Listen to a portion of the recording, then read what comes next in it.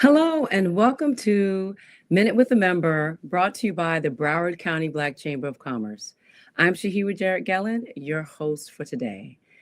Tune in because this is a show where you find out all about the background, the behind the scenes information on how our entrepreneurs got to where they are.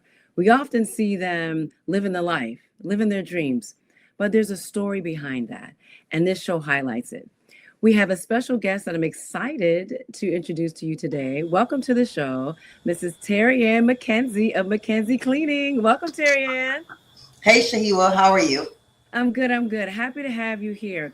So, as you heard in the intro, this is all about giving that very thoughtful, detailed description of really how you got to where you are today. So, let's start at the beginning. Tell us a little bit about your background. Who's Terriann as a little girl? A troublemaker. That's what they used to say to me. She always started in trouble That's with the funny. kids, within the family, playing very, very playful. But edit Nice. that. I'm just teasing.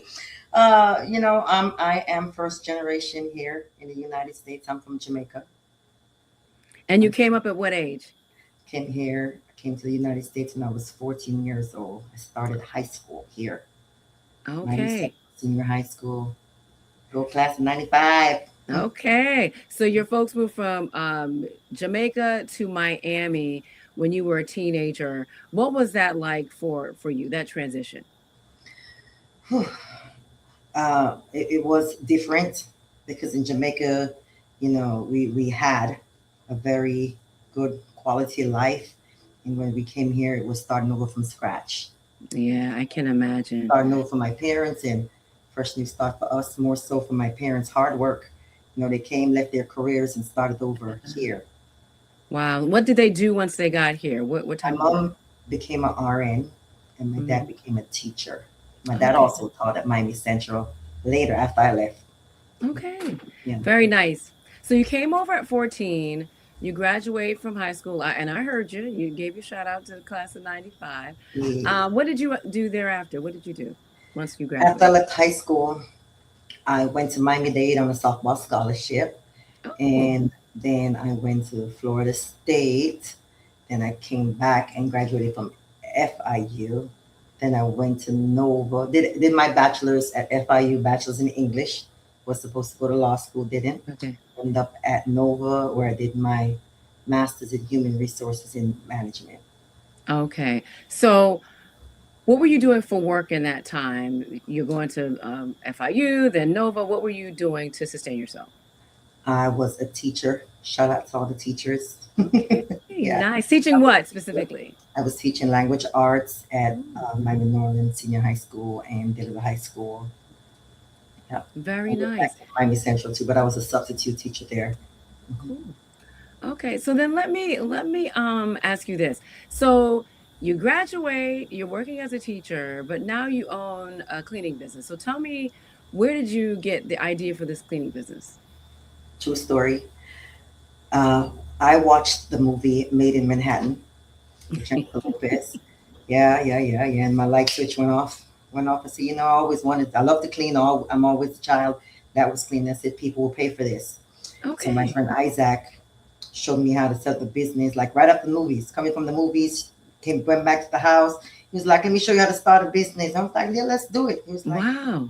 "Made in Manhattan." And I said, "You know what? Well, we heavenly maids. We're heavenly maids." Yeah.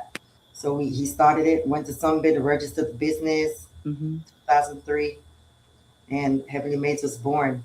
Okay. So what did you all do first? So you called it Heavenly Made. So what type of work did you go after? What was the company doing Heavenly initially? Maids, we targeted residential. Okay. Residential customers and small businesses. So it wasn't the scale of McKenzie's today, but we were Right. just residential home cleaning and small offices. You know, that's where we started. So how many of you were there in the company? Heavenly Made had about 4 to 6 employees. 4 to 6 employees as we were cleaning. I would send. I was still a teacher, so I would Uh-huh. send out like 1 or 2 crew out to do the service of the crew comprised of like 2 people or 3 people. And sometimes I would go out with them on the weekends.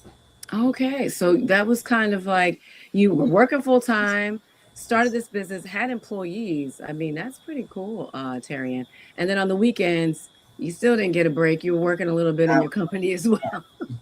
yep, yep. Okay, nice. So at what point did you say to yourself, well, refresh our memory, and tell me around what year you started the business? Started the business in 2003. Okay, okay, nice. And we probably started doing work in 2000, like actively out cleaning in 2005, Okay. 2007, 8. Because I remember when the economy went down, when the housing market crashed, Yeah. we felt the effects. So that was like Okay. 2008, 2009. We were already cleaning. We had a good, steady clientele during that time. Okay. So that was kind of your first obstacle as a business owner. Absolutely. Yes. Absolutely. How did you weather the storm, Terry? I mean, it was a difficult time. If folks remember back, everyone had those arms and extensions on their loans, and they were coming due. Interest rates were skyrocketing. They went from no interest payments to, very high interest rate payments on their added onto their mortgage, and people couldn't afford it, so they were losing their homes. So you were focused on cleaning residential homes. So how did you weather that storm? Well, I didn't have a choice because at that time when the market collapsed in 2009, I already had said bye bye to my everyday job. And people Ah, told me that I was crazy to leave my good job just before the market collapsed. I wow. left my good job to pursue my business, my own business, and Hmm. then the market collapsed. So it was a struggle. It was a Wow. struggle, but I didn't give up. I just pivoted because the Okay. housing market collapsed. I switched from residential to commercial. Okay. Yeah. Okay. And how did you realize there was an opportunity in commercial cleaning? Well, when the housing market collapsed, I started going out and doing a lot of networking events. Okay. And I went to SCORE. I went to Okay. SCORE, and someone at SCORE guided me through the process of, like, the stages of Hmm. a janitorial service and getting certified. Nice. And I did that. I went through all the steps to get certified. They prepared me, helped me with getting everything in order, making the changes from Heavenly Mates to Mackenzie's, the name Okay. change, you know, doing the conversion, making Wow. sure everything was in order, and then getting registered with the counties as a small business. I love that. So when So the I pay I went love. that down, I was still working just without Right. pay. Oh, I see. Right. Part of the Exactly. struggle of a business owner. Yeah. Right, right. Making sure you have some type of rainy day fund, something to get you by. But I love that even during the downturn, Terry, you said, well, how can I learn, about other opportunities? How can I get my business name out there? So you kind of said, let me build my knowledge, but also let me network. So that's marketing. And then you didn't waste the time. You got your certification. So which certifications did you get? I know you mentioned the county. So you got your SBE, which is a small business enterprise. SBE and CBE with Broward County, Okay, very good. So and you didn't then waste any time. DBE with the Okay, with the yeah, federal government. federal government, and then we did our 8A certification. Okay, very good. From that time frame, and that had to be like 2012, Okay, coming out of the yeah. recession. 12, 13, did all the certifications in that 2-year period. It took some time. Yeah, of Took some course. time. Yeah. Of course. By 2013, 14, we were fully certified with all the agencies. Okay, yes. Yeah. Very good. No, Yeah. but I love, once again, I love the fact that you assessed what was happening and said, well, how can I get more education? But then during that time period, in addition to getting your certifications and learning about them, you pivoted, you changed, you went from Heavenly Cleaning to Heavily now maintenance. McKenzie's Cleaning Inc. and taking on that commercial space. So give me an idea of when you first got that, like your first government contract. What did that look like? Okay, so our first contract was a actually it was a government contract. Our first contract was with the USDA, and I remember going to the Okay. site visit, and it was a lot of people from out of town because it's federal now. It's a Mm-hmm. federal site, so a lot of people came in from out of town and locals. It was had to be like 15 people there, and I was like, oh God, and I was like, oh my God, I was confident too. I was like, just be brave. I would have been. Yeah. I told the people, I said, you guys could go home now because this is my contract. I You guys love could it. go home now. This is my contract. And lo and behold, after speaking to the guy who was overseeing the project, I spoke to Mhm. him about making it the sole source, how we just got certified. We were looking for an opportunity to, get into the government space. I was a teacher, just did my whole story. And he actually gave me an opportunity. And that was our very first government contract. Yep. Wow, Terry, that's amazing. I mean, first of all, to have that confidence, I love how you're grounded in who you are and your personality because you have a big personality. But sometimes government can get, beholden to their ways and their procedures and their routine. So for you to say, hey, how about making this a sole source and, let me be that sole It's source. so I so love, women own a contract. Yeah, all of yes, that. And we still there to this day. And that was back in very 2000, good. 2015. Thank God. Very good. 2015 to now. Very Then good. we graduated the program and they just kept us. You Oh, know, they kept us. well, that's a testament to your work, right? And your professionalism. That's awesome. So you got your first contract. So give me an idea of what your what were some of your first goals when you were transitioning from, that residential cleaning to now you're in the government and commercial space. Well, the goal was to get more contracts. More contract equal more dollars. More dollars equal more people. Right. So we had a goal to start. Let's say start at 500,000. Let's get to 500,000 to a million Very using good. utilizing these certifications. Very good. So yeah, it happened very quick. Found a lot of favor. Thank God. Because when we got 8A certified, at the same time we got CBE and SBE certified, Oh, okay. and we were lucky. Well, we were blessed and favored enough to get tied to a prime in Broward Mm, County Triangle very Services, good. and Triangle gave us an opportunity to clean the libraries with them on their on a set aside project. So Very good. Triangle won a contract and we were their sub, and then Mm, Triangle won another contract and we were their sub again on the courthouse. So we had two county contracts, and Wheat Mackenzie's won their own contract also that year, cleaning some smaller buildings in Broward County. So we had those three contracts roll out in mm. 2015, 2016 simultaneously, along Wow. with federal contracts. So we did go from like 0 to 100 because we were able to reach our goal. Yeah, yeah, yeah. Very nice. I Yeah, mean, that's explosive.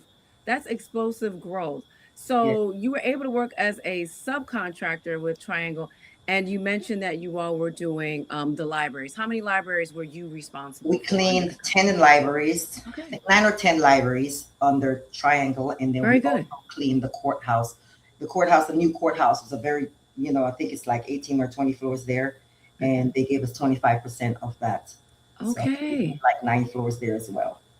So I love that. So then you were a subcontractor, but then you said we are going to go after contracts where we can be the boss, we can be the prime. Yeah. And so, how many buildings were you responsible for On as the a prime? SBE side, we cleaned the state attorney offices. Yeah, Okay, that's what the contract, the state attorney offices. That was our first standalone contract in very Broward County. good. We cleaned the state attorney offices. So I get this question often, where as a chamber, I think going through that certification process helps folks understand the level of professionalism that they should be exuding, right? Because it makes you get your, financial statements together. You have to make sure your taxes are in order. You have an office, they do site visits. So I find that it helps folks professionalize themselves. It forces them to do that.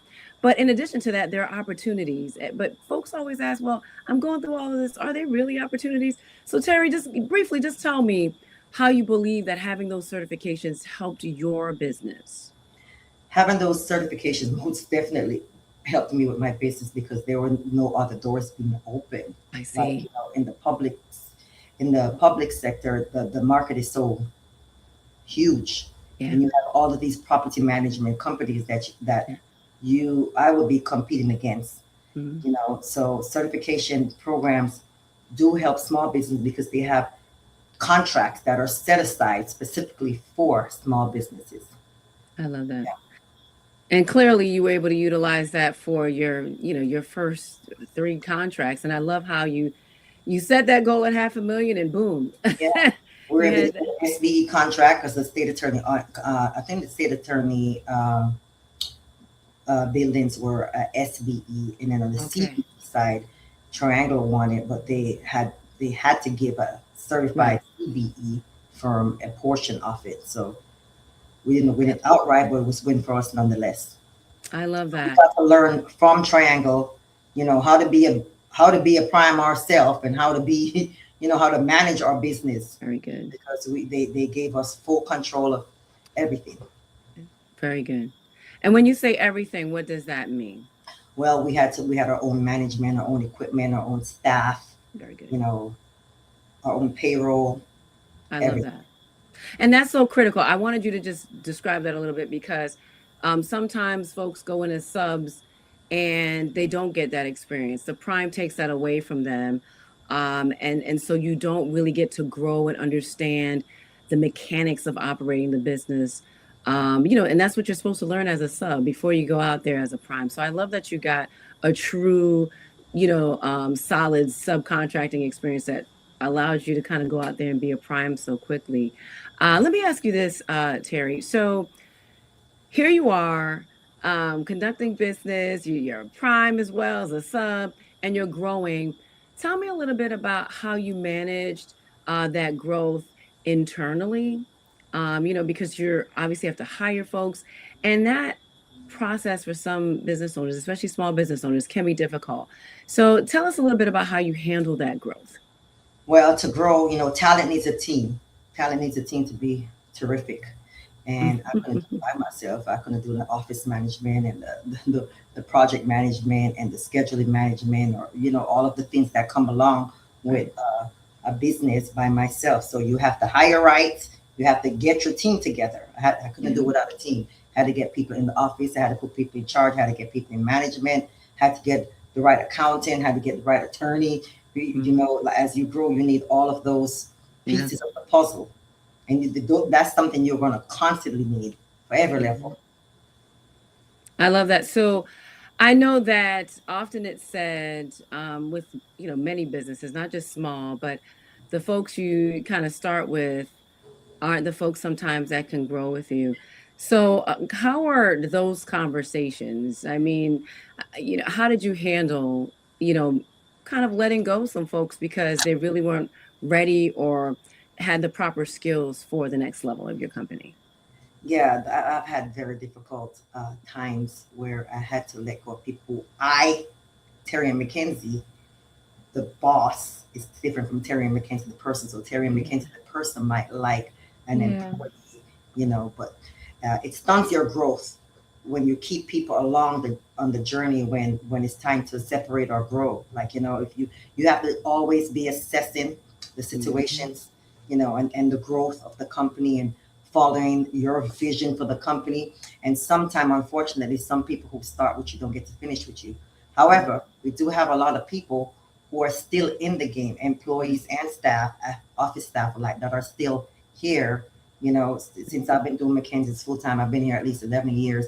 I still have people who, I even have people who have gone away and come back. Well, that's good.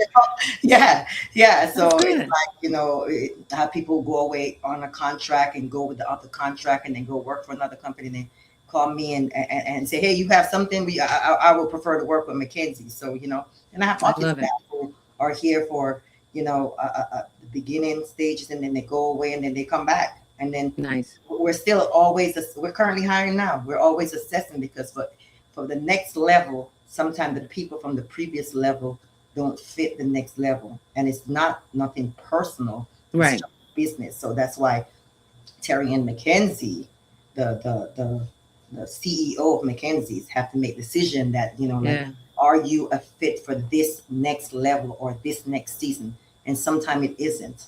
Sometimes Right. No. you you have to be willing to change. And like I said, I'm going to always try my best to do what's right for Right. McKenzie's. So if you're not right for McKenzie's, we have to separate from McKenzie's, not Right. necessarily you know, in Right. life. No, Yeah. that makes sense. And I love that you use that word assessing. So you're constantly assessing your staff, their skills, and what you need as a company, assessing the needs of your company and making sure they match. I love that. So, and there are difficult conversations, but I like how you said you separated this Terriann and then Terriann, the CEO. I Yeah. love that of Mackenzie's, and that's important. People have to understand the divide, even though you will have to have difficult conversations. So we've Yeah. heard a Absolutely. lot about your successes, and I love that. But I want to hear a little bit about some of your obstacles. So if you can share, a time when you had an obstacle as a small business owner that you've encountered that you had to overcome. What did that look like? I know you shared already, like in the beginning, with you starting in residential and having to transition, but what have been the obstacles you would say, on this side of the journey where you focus on the government contracting on the commercial side? Well, there were contracts that, we would have liked to bid on as a prime Mm-hmm. ourselves, just Mackenzie's bid and not be a sub. But Right. there are like financial obstacles. I can't go out and bid on I a see. $10 million, a 20, 30, $100 million airport job, Right. when banks aren't approving small business for $100 million loans, Right. you know. So Right. there are obstacles like in the financial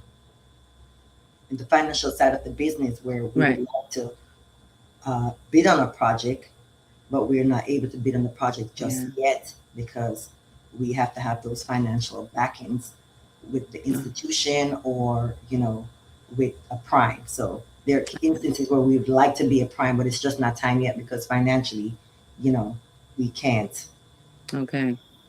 we can't perform on a $300 million project. Right. You Right. know, so we'll be a sub until Mackenzie's grow to that level. Okay. So I but I like how you're still working towards it. You understand there's some limitations, but hey, there's a goal to get there. I appreciate that. So what's the future hold for Mackenzie's? You've been in this game, Terry, for like 20 plus years now. So I remember when you threw your 20th your yeah. anniversary party for the company. We're so excited about that. So what does the future hold? What are you thinking? Well, I hope the future holds legacy, generational legacy in the company as far as the children coming on board. I have Yeah. several of my children. I have 4 children. Several Okay. sounds like more than four, like 40. Right. So let's get about four. I have 4 children, and 2 of them are full time, and one is part time, and one just graduated school. So I hope that they're just coming here not for a check, but actually learning the business, see that this can be generational. Like this, if they come in and they help build, they're not Yeah. only building for themselves, but they could build for their children and their children's children. This could be a generational business, not I just love that. their school fee. I totally I love that. So the two kids that you have working in the company, what's the first one? Who's the first one that started? My second my son my second Okay, child, your son. my son is the one who is full time in the field and in the office. He's not just Okay. here. No. He got to learn this business. He got to learn about them floors. He got to learn about how you clean, where you clean, when you clean, what to look for. So they're doing everything. My daughter goes out to and she worked mainly in the office, Mm-hmm. but she also goes out and does inspections. So they're Okay. learning it. They're learning it. I'm happy too because I'm one of those parents. I'm like I am paying for education. However, here we have a family business. Get to know it. Get to know it. Yes. Terry, Find but your that's place in it. smart. That's smart though. I think, them working in the field builds respect within the company too, that they just weren't handed really big, nice titles and they got to stay in the office. But No, you sent them out there to say, learn what this looks like, understand what the employees on site go through. So you know what you're talking about when you're actually trying to instruct other employees, right? absolutely, Yeah, I absolutely. love I was that. a cleaner. I Okay, well, exactly. was cleaning for Heavenly Maids. Yeah, Yeah. So if you're like, if mom can clean, you all can clean too and everybody could learn. clean. I love that. So then that succession planning, you've already started that and you have two kids already in the business. And you said one just graduated from college or high school? High 'Cause school, high okay, school. because you look young. So I was like, high school has to be okay. Good. I love that. I'm excited for you. So let's wrap up like this, Terry, because you've really let us in on your journey from watching a movie. And I must tell you, that's the first time I've heard someone say they thought about starting a business from kind of having that inspiration from a movie. But this is really cool. From watching that movie to now building this company where you have how many employees currently? We have about 90, Okay. 80, 90 employees. Very We're on good. that right now. Very good. Went from you and a couple people working Yeah. to Went now. from my kitchen table where I used to, that's where we used to meet. I had someone helping me. You used to come to my house. Okay, Yeah, look at my that. house is my office. Yeah, I got I certified at my love it. house. I love it. I love Yeah, it. See that? See, and this is not going to be my side note to these government institutions, right? So look at this. You started in your house and look at where you are. So they need to stop hating on these home-based businesses. Folks have to start out economically, yeah, okay? We have to absolutely, start out economically absolutely. Yeah. and build. So as you look back from your heavenly maid's time to where you are now, how do you feel? What do you feel about this journey that you traveled so far? I feel good. Right now I feel absolutely good, but there are times along the journey where you won't feel as good as the good times. Yeah, There yeah, it's going to be ups and down, but you need to have a level of stick to itness where my yes. faith kept me grounded in like Yeah. this is going to work. Because as I said before, I left my very good job as a teacher with a 401k plan and insurance and everything that me and my family needed at the time to start over from scratch, Mm, to mm, start over in the trenches, cleaning out there with them, survive a recession, yeah. pivot every time. You always got to be looking at, you always have to be looking for that next pivot. Like life is happening, things can happen.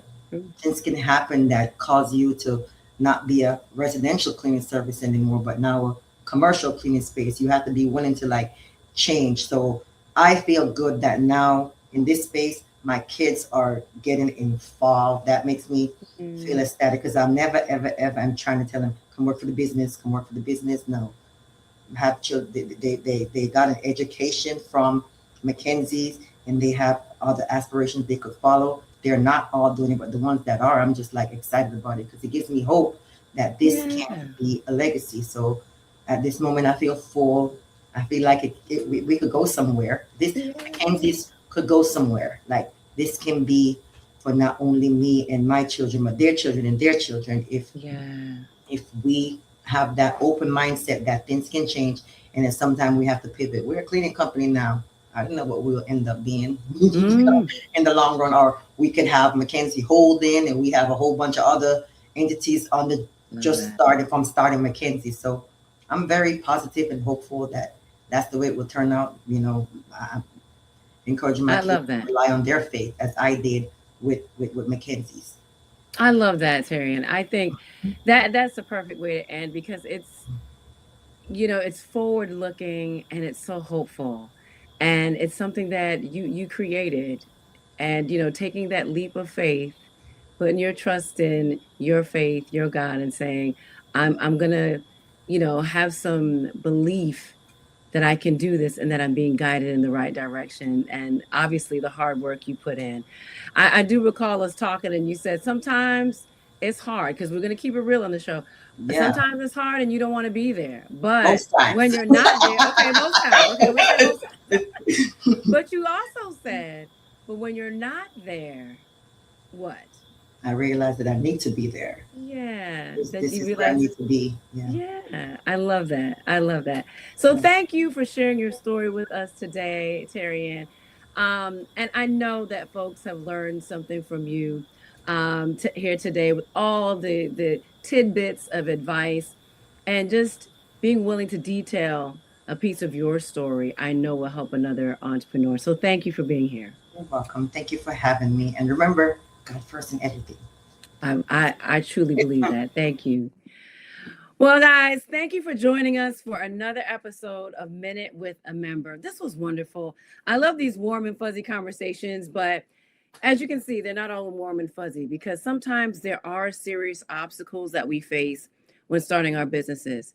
But staying grounded, having faith, doing the hard work will get you through. Reaching outside of yourself to ensure that you have the proper information you need to better yourself so that you're better for your business. I certainly hope that you were inspired by Terry's story today. We know that entrepreneurship is not easy, so we try to provide some inspiration for you.